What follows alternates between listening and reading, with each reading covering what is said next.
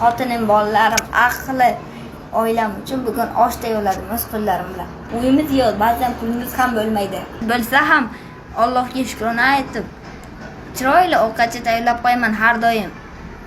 Uy olish uchun kreditlarni yopish uchun challenge'larga mening ham taklif qilishdi.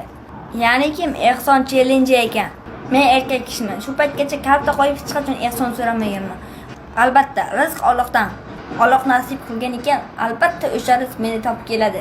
Men shunchaki blogimni yuritib, o'zimni yaxshi bloger sifatida ko'rmoqchiman. Va buning uchun harakatdan to'xtamayman. Oyim doim erkak kishi hamma ishni qilishni bilishi kerak deb o'rgatadilar. Haftada bir kun oilang uchun vaqtingni ajratishni odat qilgin deydilar.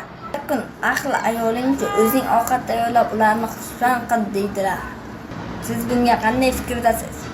Meni jingalagim hamma ovqatlarimni mazza qiladi. Bugungi oshimga baho beringlarchi, qanday chiqibdi? O'lsin, fikrimiz ham yo'q ekan.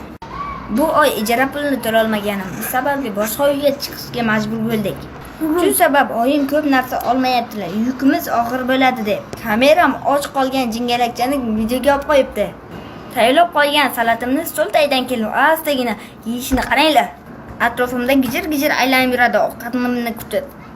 Bizda Buxoroda och sabzilar bilan aralashtirib suzilmaydi. Lekin o'choqning oshi boshqacha bo'ladi, turli aytinglar. Buni qoshiqni yalashini qaranglar, qorni och qolgan qurillab. Osham tayyor. Endi oyim kelsalar bo'ldi. Iltimos, meni like va podpiska bosib qo'yib turinglar. To'g'risi, uysizlikdan juda ham qiynaldik.